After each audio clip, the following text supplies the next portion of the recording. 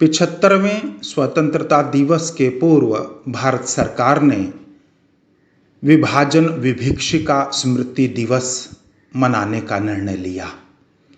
निश्चित रूप से यह उन बलिदानियों, उन विभीषिका के शिकार लोगों को पुनः स्मरण करने का एक महत्वपूर्ण प्रयास होगा। विभाजन किसी भी व्यक्ति, समाज अथवा राष्ट्र के लिए एक बड़ा दंश, एक बड़ी त्रासदी होता है। 1947 में देश ब्रिटिश शासन से आजाद हुआ, लेकिन विभाजन की त्रासदी ने मानवीयता को शर्मसार किया। लाखों लोग बेघर हुए, लाखों मौत के शिकार हुए। सांप्रदायिक उन्माद में न बच्चा बचा, न महिलाएं बची, न बूढ़े बचे। यह मानवीयता के लिए सबसे बड़ी त्रासदी कही जा सकती है। कहानीमाला में आज मैं आपके लिए लेकर आया हूं हिंदी की एक महत्वपूर्ण कहानी, मलबे का मालिक, जिसके रचनाकार हैं मोहन राकेश। यह कहानी विभाजन की विभीषिका और उसके बाद के वातावरण को स्पष्ट करती है। तो आइए आज सुनते हैं मोहन राकेश की महत्वपूर्ण कहानी, मलबे का मालिक। 7.5 साल के बाद वे लोग लाहौर से अमृतसर आए थे। हॉकी का मैच देखने का तो बहाना ही था। उन्हें ज्यादा चाव उन घरों और बाजारों को फिर से देखने का था जो 7.5 साल पहले उनके लिए पराये हो गए थे। हर सड़क पर मुसलमानों की कोई ना कोई टोली घूमती नजर आ जाती थी। उनकी आंखें इस आग्रह के साथ वहां की हर चीज को देख रही थी जैसे वह शहर साधारण शहर न होकर एक अच्छा खासा आकर्षण केंद्र हो। तंग बाजारों में से गुजरते हुए वे एक दूसरे को पुरानी चीजों की याद दिला रहे थे। देख फतेहदीना, मिस्री बाजार में अब भी मिस्री की दुकानें पहले से कितनी कम रह गई हैं। उस नुक्कड़ पर सूखी भटियारिन की भट्टी थी जहां अब वह पान वाला बैठा है। यह नमक मंडी देख लो खान साहब, यहां की एक एक लालाइन वह नमकीन होती है कि बस। बहुत दिनों के बाद बाजारों में तुर्रेदार पगड़ियां और लाल तुर्की टोपियां नजर आ रही थी। लाहौर से आए मुसलमानों में काफी संख्या ऐसे लोगों की थी जिन्हें विभाजन के समय मजबूर होकर अमृतसर से जाना पड़ा था। 7.5 साल में आए अनिवार्य परिवर्तनों को देखकर कहीं उनकी आंखों में हैरानी भर जाती और कहीं अफसोस घिर आता। वल्लाह, कटरा जयमल सिंह इतना चौड़ा कैसे हो गया? क्या इस तरफ के सब मकान जल गए थे? यह हकीम आसिफ अली की दुकान थी ना? अब यहां एक मोची ने कब्जा कर रखा है। और कहीं कहीं ऐसे भी वक्तव्य सुनाई दे जाते, वली, यह मस्जिद ज्यों की त्यों खड़ी है, इन लोगों ने इसका गुरुद्वारा नहीं बना दिया। जिस रास्ते से भी पाकिस्तानियों की टोली गुजरती, शहर के लोग उत्सुकता पूर्वक उस तरफ देखते रहते। कुछ लोग अब भी मुसलमानों को आते देखकर आशंकित से रास्ते से हट जाते, जबकि दूसरे आगे बढ़कर उनसे बगलगीर होने लगते। ज्यादातर वे आगंतुकों से ऐसे ऐसे सवाल पूछते कि आजकल लाहौर का क्या हाल है, अनारकली में अब पहले जितनी रौनक होती है या नहीं। सुना है सहालमी गेट का बाजार पूरा नया बना है। कृष्णनगर में तो कोई खास तब्दीली नहीं आई। वहां का रिश्वतपुरा क्या वाकई रिश्वत के पैसे से बना है? कहते हैं पाकिस्तान में अब बुर्का बिल्कुल उड़ गया है। यह ठीक है? इन सवालों में इतनी आत्मीयता झलकती थी कि लगता था लाहौर एक शहर नहीं, हजारों लोगों का सगा संबंधी है जिसके हाल जानने के लिए वे उत्सुक हैं। लाहौर से आए लोग उस दिन भर के लिए मेहमान थे, जिनसे मिलकर और बातें करके लोगों को बहुत खुशी हो रही थी। बाजार बासा अमृतसर का एक उजड़ा सा बाजार है जहां विभाजन से पहले ज्यादातर निचले तबके के मुसलमान रहते थे। वहां ज्यादातर बांसों और सहतीरों की ही दुकानें थी जो सब की सब एक ही आग में जल गई थी। बाजार बासा की वह आग अमृतसर की सबसे भयानक आग थी, जिससे कुछ देर के लिए तो सारे शहर के जल जाने का अंदेशा पैदा हो गया था। बाजार बासा के आसपास के कई मोहल्लों को तो उस आग ने अपनी चपेट में ले ही लिया था। खैर, किसी तरह वह आग काबू में आ गई थी, पर उसमें मुसलमानों के एक एक घर के साथ हिंदुओं के भी 4-4, 6-6 घर जलकर राख हो गए थे। अब 7.5 साल में उनमें से कई इमारतें फिर से खड़ी हो गई थी, मगर जगह जगह मलबे के ढेर अब भी मौजूद थे। कई इमारतों के बीच बीच वे मलबे के ढेर एक अजीब वातावरण प्रस्तुत करते थे। बाजार बासा में उस दिन भी चहल पहल नहीं थी, क्योंकि उस बाजार के रहने वाले ज्यादातर लोग तो अपने मकानों के साथ ही शहीद हो गए थे, और जो बचकर चले गए थे उनमें से शायद किसी में भी लौटकर आने की हिम्मत नहीं रही थी।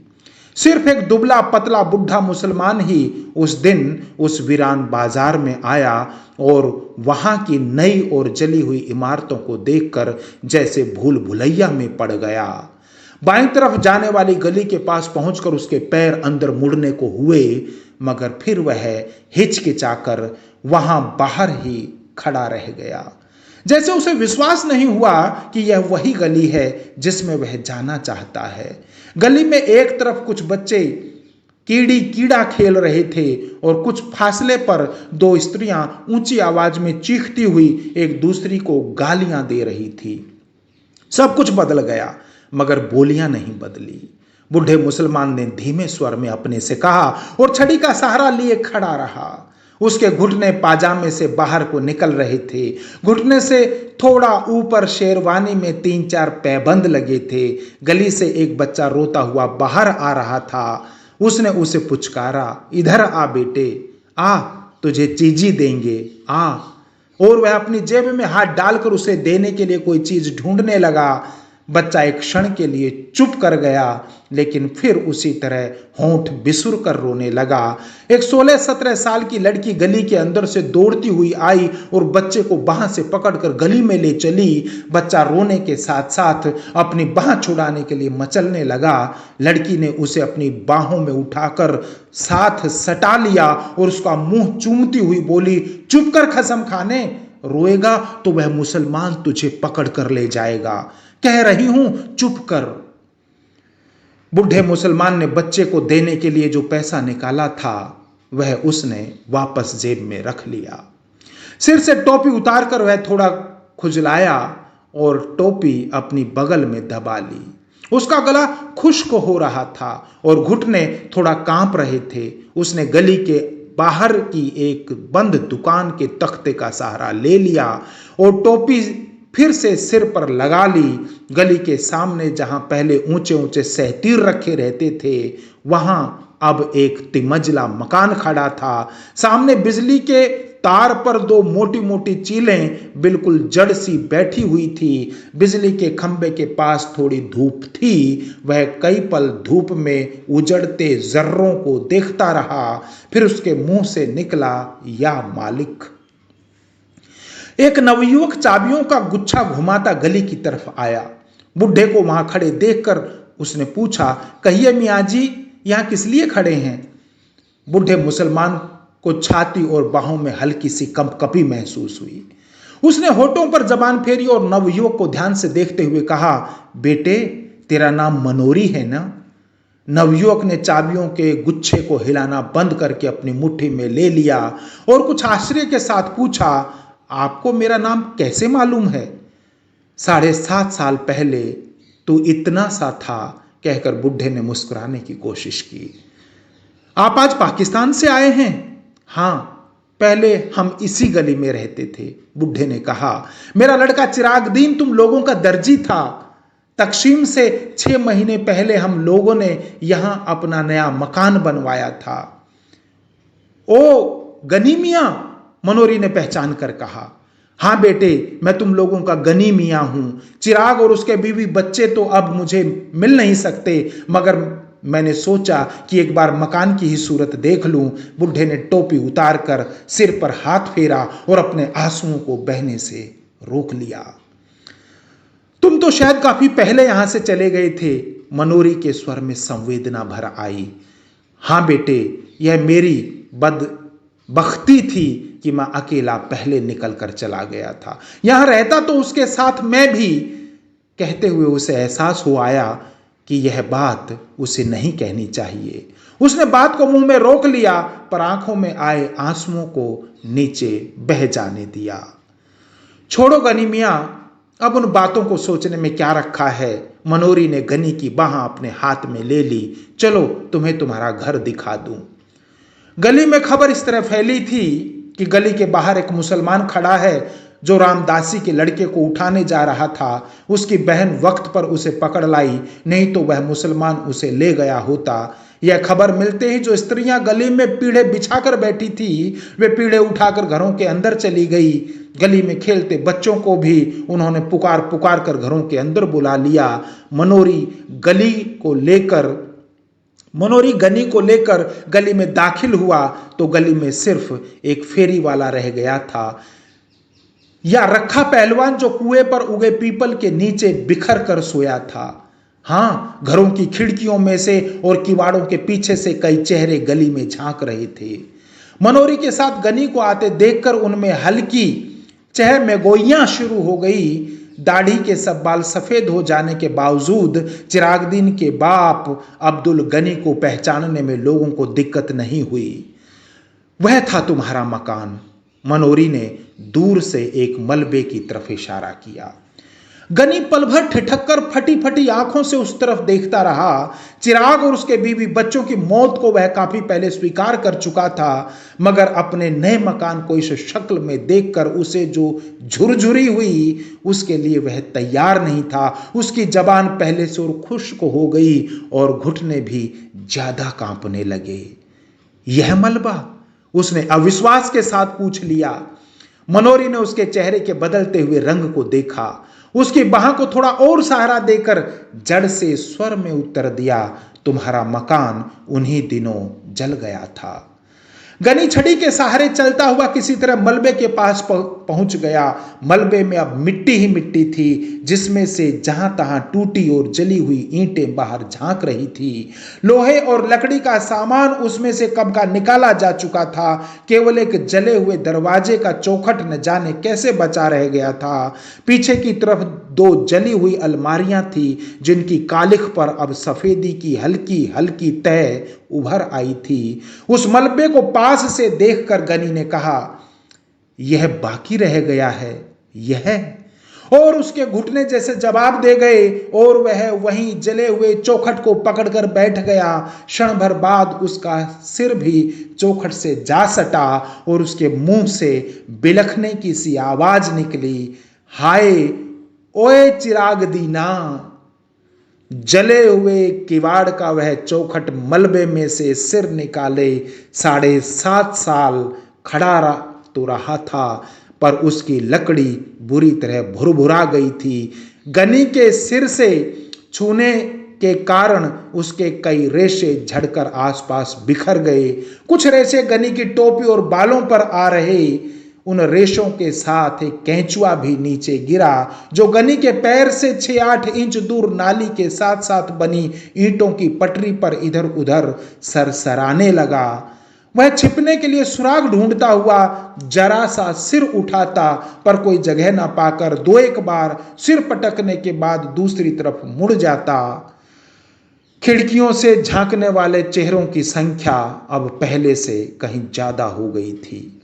उनमें चहमगोइयां चल रही थी कि आज कुछ न कुछ जरूर होगा। चिरागदीन का बाप गनी आ गया है, इसलिए 7.5 साल पहले की वह सारी घटना आज अपने आप खुल जाएगी। लोगों को लग रहा था जैसे वह मलबा ही गनी को सारी कहानी सुना देगा कि शाम के वक्त चिराग ऊपर के कमरे में खाना खा रहा था। जब रखे पहलवान ने उसे नीचे बुलाया, कहा कि वह 1 मिनट आकर उसकी बात सुन ले। पहलवान उन दिनों गली का बादशाह था, वहां के हिंदुओं पर ही उसका काफी दबदबा था। चिराग तो खैर मुसलमान था। चिराग हाथ का कोर बीच में ही छोड़कर नीचे उतर आया। उसकी बीवी जुबेदा और दोनों लड़कियां किंस्वर और सुल्ताना खिड़कियों से नीचे झांकने लगी। चिराग ने ड्योढ़ी से बाहर कदम रखा ही था कि पहलवान ने उसे कमीज के कॉलर से पकड़कर अपनी तरफ खींच लिया और गली में गिराकर उसकी छाती पर चढ़ बैठा। चिराग उसका छुरे वाला हाथ पकड़कर चिल्लाया, रखे पहलवान, मुझे मत मार, हाय कोई मुझे बचाओ। ऊपर से जुबेदा, किश्वर और सुल्ताना भी हताश स्वर में चिल्लाई और चीखती हुई नीचे ड्योढ़ी की तरफ दौड़ी। रखे के एक शागिर्द ने चिराग की जिद्दोजहद करती बाहें पकड़ ली और रखा उसकी जांघों को अपने घुटनों से दबाए हुए बोला, चीखता क्यों है बहन के, तुझे भी पाकिस्तान दे रहा हूं, ले पाकिस्तान। और जब तक जुबेदा, किश्वर और सुल्ताना नीचे पहुंची, चिराग को पाकिस्तान मिल चुका था। आसपास के घरों की खिड़कियां तब बंद हो गई थी। जो लोग इस दृश्य के साक्षी थे उन्होंने दरवाजे बंद करके अपने को इस घटना के उत्तरदायित्व से मुक्त कर लिया था। बंद किवाड़ों में भी उन्हें देर तक जुबेदा, किश्वर और सुल्ताना के चीखने की आवाजें सुनाई दे रही थी। रखे पहलवान और उसके साथियों ने उन्हें भी उसी रात पाकिस्तान दे दिया, मगर दूसरे तबील रास्ते से उनकी लाशें चिराग के घर में न मिलकर बाद में नहर के पानी में पाई गई। 2 दिन चिराग के घर की छानबीन होती रही। जब उसका सारा सामान लूटा जा चुका था तो न जाने किसने उस घर को आग लगा दी थी। रखे पहलवान ने तब कसम खाई थी कि वह आग लगाने वाले को जिंदा जमीन में गाड़ देगा, क्योंकि उस मकान पर नजर रखकर ही उसने चिराग को मारने का निश्चय किया था। उसने उस मकान को शुद्ध करने के लिए हवन सामग्री भी ला रखी थी, मगर आग लगाने वाले का तब से आज तक पता नहीं चल सका था। अब 7.5 साल से रखा उस मलबे को अपनी जायदाद समझता आ रहा था, जहां न वह किसी को गाय भैंस बांधने देता था और न ही खोमचा लगाने देता था। उस मलबे से बिना किसी इजाजत के कोई एक ईंट भी नहीं निकाल सकता था। लोग आशा कर रहे थे कि यह सारी कहानी जरूर किसी न किसी तरह गनी तक पहुंच जाएगी, जैसे मलबे को देखकर ही उसे सारी घटना का पता चल जाएगा। और गनी मलबे की मिट्टी को नाखूनों से खोद खोद कर अपने ऊपर डाल रहा था और दरवाजे के चौखट को बाह में लिए हुए रो रहा था, बोल चिराग दीना, बोल, तू कहां चला गया ओए, ओ किश्वर, ओ सुल्ताना, हाय मेरे बच्चे, ओए गनी को पीछे क्यों छोड़ दिया ओए। और भुरभुरे किवाड़ से लकड़ी के रेशे झड़ते जा रहे थे। पीपल के नीचे सोए रखे पहलवान को जाने किसी ने जगा दिया या वह खुद ही जाग गया, यह जानकर कि पाकिस्तान से अब्दुल गनी आया है और अपने मकान के मलबे पर बैठा है। उसके गले में थोड़ा झाग उठाया जिससे उसे खांसी आ गई और उसने कुएं के फर्श पर थूक दिया। मलबे की तरफ देखकर उसकी छाती से धोकनी की सी आवाज निकली और उसका निचला होठ थोड़ा बाहर को फैल गया। गनी अपने मलबे पर बैठा है? उसके शागिर्द लच्छे पहलवान ने उसके पास आकर बैठते हुए कहा, मलबा उसका कैसे है? मलबा हमारा है, पहलवान ने झाग से घरघराई आवाज में कहा। मगर वह वहां बैठा है, लच्छे ने आंखों में एक रहस्यमय संकेत लाकर कहा। बैठा है, बैठा रहे, तू चिलमला। रखे की टांगे थोड़ी फैल गई और उसने अपनी नंगी जांघों पर हाथ फेर लिया। मनोरी ने अगर उसे कुछ बता दिया तो? लच्छे ने चिलम भरने के लिए उठते हुए उसी रहस्यपूर्ण ढंग से कहा। मनोरी की क्या शामत आई है? लच्छा चला गया। कुएं पर पीपल की कई पुरानी पत्तियां बिखरी थी। रखा उन पत्तियों को उठा उठाकर अपने हाथों में मसलता रहा। जब लच्छे ने चिलम के नीचे कपड़ा लगाकर चिलम उसके हाथ में दी तो उसने कश खींचते हुए पूछा, और तो किसी से गनी की बात नहीं हुई? नहीं, ले। और उसने खांसते हुए चिलम लच्छे के हाथ में दे दी। मनोरी गनी की बाह पकड़े मलबे की तरफ से आ रहा था। लच्छा उकड़ू होकर चिलम के लंबे लंबे कस खींचने लगा। उसकी आंखें आधा क्षण रखे के चेहरे पर टिकी और आधा क्षण गनी की तरफ देखती रहती। मनोरी गनी की बाह थामे उससे एक कदम आगे चल रहा था, जैसे उसकी कोशिश हो कि गनी कुएं के पास से बिना रखे को देखे ही निकल जाए, मगर रखा जिस तरह बिखर कर बैठा था उससे गनी ने उसे दूर से ही देख लिया। कुएं के पास पहुंचते न पहुंचते उसकी दोनों बाहें फैल गई और उसने कहा, रखे पहलवान। रखे ने गर्दन उठाकर और आंखें जरा छोटी करके उसे देखा। उसके गले से अस्पष्ट सी घरघराहट हुई, पर वह बोला नहीं। रखे पहलवान, मुझे पहचाना नहीं? गनी ने बाहें नीची करके कहा, मैं गनी हूं, अब्दुल गनी, चिरागदीन का बाप। पहलवान ने ऊपर से नीचे तक उसका जायजा लिया। अब्दुल गनी की आंखों में उसे देखकर एक चमक सी आ गई थी। सफेद दाढ़ी के नीचे उसके चेहरे की झुर्रियां भी कुछ फैल गई थी। रखे का निचला होठ फड़का, फिर उसकी छाती से भारी सा स्वर निकला, सुना गनिया। गनी की बाहें फिर फैलने को हुई, पर पहलवान पर कोई प्रतिक्रिया न देखकर उसी तरह रह गई। वह पीपल का सहारा लेकर कुएं की सिल पर बैठ गया। ऊपर खिड़कियों में चहमगोइयां तेज हो गई कि अब दोनों आमने सामने आ गए हैं तो बात जरूर खुलेगी। फिर हो सकता है दोनों में गाली गलोच भी हो। अब रखा गनी को हाथ नहीं लगा सकता। अब वे दिन नहीं रहे, बड़ा मलबे का मालिक बनता था। असल में मलबा न इसका है न गनी का, मलबा तो सरकार की मलकियत है। मरदूद किसी को वहां गाय का खूंटा तक नहीं लगाने देता। मनोरी भी डरपोक है। इसने गनी को बता क्यों नहीं दिया कि रखे ने ही चिराग और उसके बीवी बच्चों को मारा है?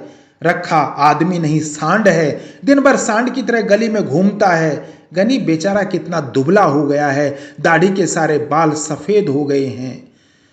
गनी ने कुएं की सिल पर बैठकर कहा, देख रखे पहलवान, क्या से क्या हो गया। भरा पूरा घर छोड़कर गया था और आज यहां यह मिट्टी देखने आया हूं। बस एक घर की आज यही निशानी रह गई है। तू सच पूछे तो मेरा यह मिट्टी भी छोड़कर जाने का मन नहीं करता। और उसकी आंखें फिर छलछला आई। पहलवान ने अपनी टांगे समेट ली और अंगोछा कुएं की मुंडेर से उठाकर कंधे पर डाल लिया। लच्छे ने चिल्म उसकी तरफ बढ़ा दी। वह कस खींचने लगा। तू बता रखे, यह सब किस तरह हुआ? गनी किसी तरह अपने आंसू रोककर बोला, तुम लोग उसके पास थे, सब में भाई भाई की सी मोहब्बत थी। अगर वह चाहता तो तुम में से किसी के घर में नहीं छिप सकता था। उसमें इतनी भी समझदारी नहीं थी। ऐसे ही है। रखे को स्वयं लगा कि उसकी आवाज में एक स्वाभाविक सी गूंज है। उसके होंठ गाढ़े लार से चिपक गए थे। मूंछों के नीचे से पसीना उसके होठों पर आ रहा था। उसे माथे पर किसी चीज का दबाव महसूस हो रहा था और उसकी रीढ़ की हड्डी सहारा चाह रही थी। पाकिस्तान में तुम लोगों के क्या हाल हैं? उसने पूछा। उसके गले की नसों में एक तनाव आ गया था। उसने अंगोछे से बगलों का पसीना पोंछा और गले का झाग मुंह में खींचकर गले में थूक दिया। क्या हाल बताऊं रखे? गनी दोनों हाथों से छड़ी पर बोझ डालकर झुकता हुआ बोला, मेरा हाल तो मेरा खुदा ही जानता है। चिराग वहां साथ होता तो और बात थी। मैंने उसे कितना समझाया था कि मेरे साथ चला चल, पर वह जिद पर अड़ा रहा कि नया मकान छोड़कर नहीं जाऊंगा। यह अपनी गली है, यहां कोई खतरा नहीं है। भोले कबूतर ने यह नहीं सोचा कि गली में खतरा न हो, पर बाहर से तो खतरा आ सकता है। मकान की रखवाली के लिए चारों ने अपनी जान दे दी। रखे, उसे तेरा बहुत भरोसा था। कहता था कि रखे के रहते मेरा कोई कुछ नहीं बिगाड़ सकता, मगर जब जान पर बन आई तो रखे के रोके भी न रुकी। रखे ने सीधा होने की चेष्टा की क्योंकि उसकी रीढ़ की हड्डी बहुत दर्द कर रही थी। उसकी कमर और जांघों के जोड़ पर उसे सख्त दबाव महसूस हो रहा था। पेट की अंतड़ियों के पास से जैसे कोई चीज उसकी सांस को रोक रही थी। उसका सारा जिस्म पसीने से भीग गया था और उसके तलुओं में चुनचुनाहट हो रही थी। बीच बीच में नीली फुलझड़ियां सी ऊपर से उतरती और तैरती हुई उसकी आंखों के सामने से निकल जाती। उसे अपनी जबान और होठों के बीच एक फासला सा महसूस हो रहा था। उसने अंगोछे से होठों के कोनों को साफ किया। साथ ही उसके मुंह से निकला, हे प्रभु, तू ही है, तू ही है, तू ही है। गनी ने देखा कि पहलवान के होंठ सूख रहे हैं और उसकी आंखों के गर्द दायरे गहरे हो गए हैं। वह उसके कंधे पर हाथ रखकर बोला, जो होना था हो गया रखिया, उसे अब कोई लौटा थोड़े ही सकता है। खुदा नेक की नेकी बनाए रखे और बद की बदी माफ करे। मैंने आकर तुम लोगों को देख लिया, सो समझूंगा कि चिराग को देख लिया। अल्लाह तुम्हें सेहतमंद रखे। और वह छड़ी के सहारे उठ खड़ा हुआ। चलते हुए उसने कहा, अच्छा रखे पहलवान। रखे के गले से मंदिम सी आवाज निकली। अंगोछा लिए उसके दोनों हाथ जुड़ गए। गनी हसरत भरी नजर से आसपास देखता हुआ धीरे धीरे गली से बाहर चला गया। ऊपर खिड़कियों में थोड़ी देर चह में गोइयां चलती रही कि मनोरी ने गली से बाहर निकलकर जरूर गनी को सब कुछ बता दिया होगा कि गनी के सामने रखे का तालू कैसे खुश्क हो गया था। रखा अब किस मुंह से लोगों को मलबे पर गाय बांधने से रोकेगा। बेचारी जुबैदा कितनी अच्छी थी वह। रखे मरदूद का घर ने घाट, इसे किसी की मां बहन का लिहाज था। थोड़ी देर में स्त्रियां घरों से गली में उतर आई। बच्चे गली में गुल्ली डंडा खेलने लगे। 2 12-13 साल की लड़कियां किसी बात पर एक दूसरी से गुत्थम गुत्था हो गई। रखा गहरी शाम तक कुएं पर बैठा खखारता और चिल्म फूंकता रहा। कई लोगों ने वहां गुजरते हुए उससे पूछा, रखे शाह, सुना है आज गनी पाकिस्तान से आया था। हाँ आया था, रखे ने हर बार एक ही उत्तर दिया। फिर कुछ नहीं, चला गया।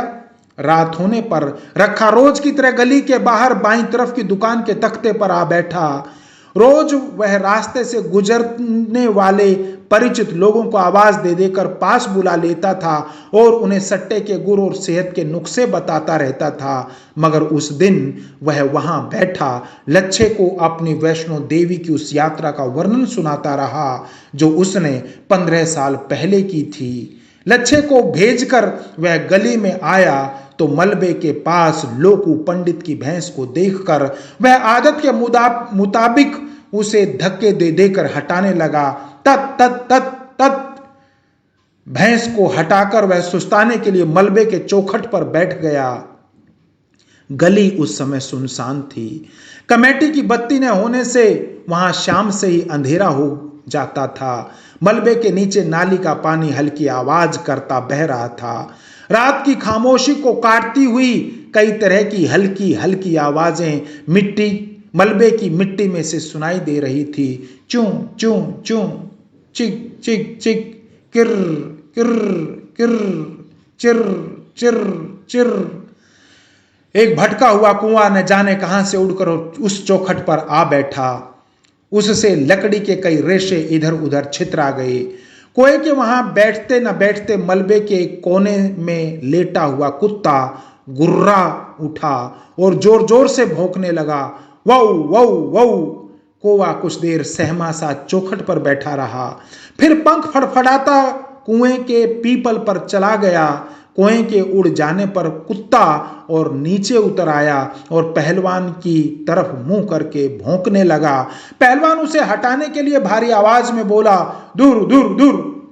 मगर कुत्ता और पास आकर भौंकने लगा, वौ वौ वौ वौ वौ। पहलवान ने एक ढेला उठाकर कुत्ते की तरफ फेंका। कुत्ता थोड़ा पीछे हट गया पर उसका भौंकना बंद नहीं हुआ। पहलवान कुत्ते को मां की गाली देकर वहां से उठ खड़ा हुआ और धीरे धीरे जाकर कुएं की सिल पर लेट गया। उसके वहां से हटते ही कुत्ता गली में उतर आया और कुएं की तरफ मुंह करके भौंकने लगा। काफी देर भौंकने के बाद जब उसे गली में कोई प्राणी चलता फिरता नजर नहीं आया तो वह एक बार कान झटक कर मलबे पर लौट गया और वहां कोने में बैठकर गुर्राने लगा। बहुत बहुत धन्यवाद।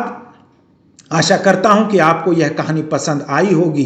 कहानी माला में आप निरंतर हमारे साथ बने रहिए। हम महत्वपूर्ण कहानियां आप तक लेकर आते रहेंगे। आप सभी का बहुत बहुत आभार। आप कहानी माला को सब्सक्राइब करते रहिए, आप सुझाव देते रहिए, हमारे साथ जुड़े रहिए। नमस्कार।